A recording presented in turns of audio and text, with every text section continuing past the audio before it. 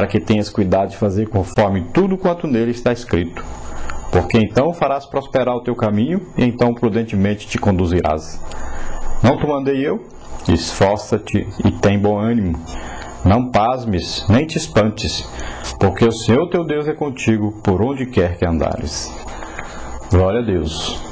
Então é a exortação de Deus para Josué. Então Deus dá a ele uma ordem e diz para ele que ele deve ser animado, deve não precisar se preocupar, não se espantar com as lutas que vêm, com todas as tribulações que viriam, porque Deus estava com ele, era com ele, não desampararia e nem o seu povo.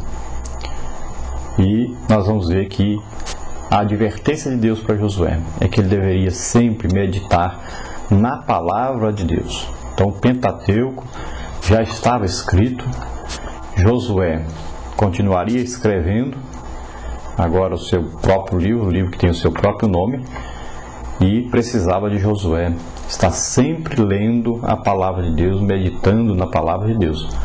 Quando fala lei aqui, não quer dizer apenas os 10 mandamentos, mas o Pentateuco era chamado o livro da lei, o livro de Moisés. Então, era assim que Deus estava dizendo: medita, leia todos os dias, medita nesta palavra, que é importante para a sua vida. Então, o líder, ele deve todos os dias ler a palavra de Deus, meditar na palavra de Deus, que é muito importante para a sua caminhada. E ele será um excelente líder se ele fizer isso. A palavra de Deus sempre deve estar no seu coração. E sempre orando, conversando com Deus, intercedendo pelo povo.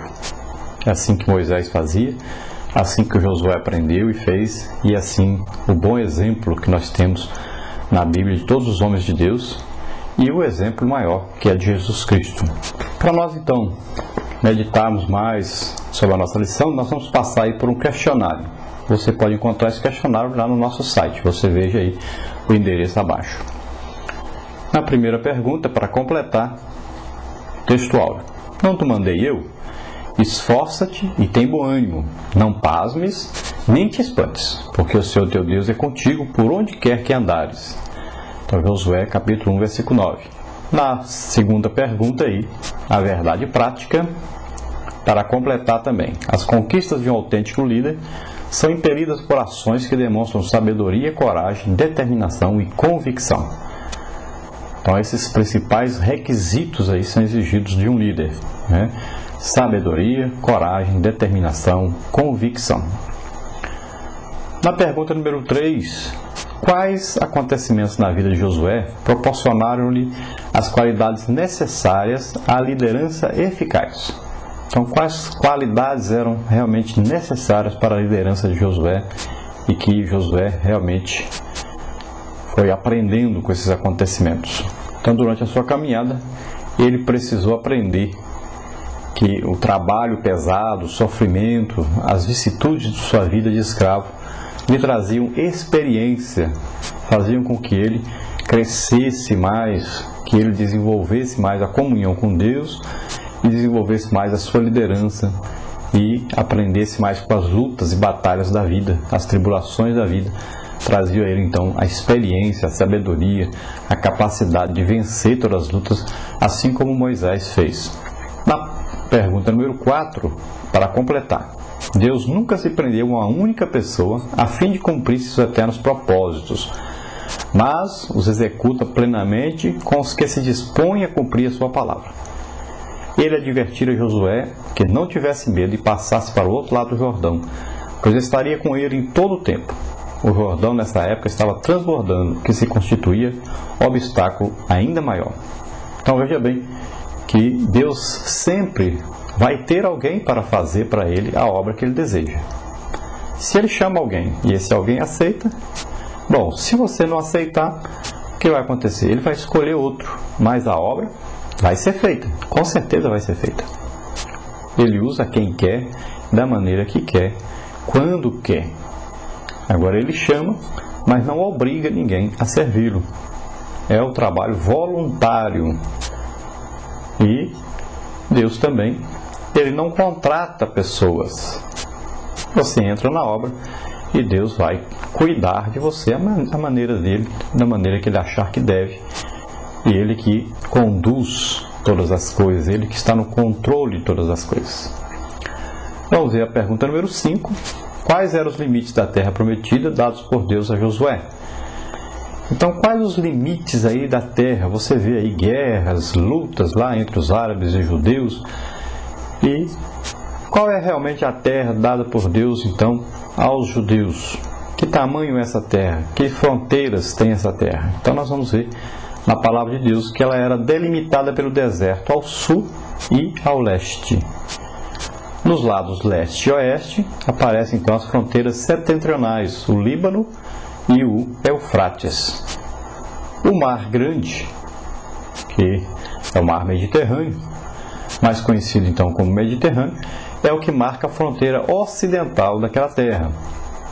O texto fala da terra dos heteus, que inclui aí uma grande porção da Ásia Menor. Então você vê aí no mapa e vê como é aí a divisão da terra, qual a terra realmente que foi dada aos judeus ou aos israelitas. Pergunta número 6. Por que até o dia de hoje a terra prometida não foi plenamente conquistada pelos hebreus? Então, em razão de sua infidelidade e desobediência. Então, além dos hebreus, ou os israelitas, como você preferir, ou os judeus, como você preferir, além deles serem infiéis a Deus durante todo esse tempo, eles também são desobedientes, nunca cumpriram a ordem de Deus, que era para ser cumprida lá na época que existiam ali os cananeus, né, os diversos povos que habitavam aquela terra, que sempre foram idólatras, sempre estiveram contrário à palavra de Deus e até hoje permanecem por ali.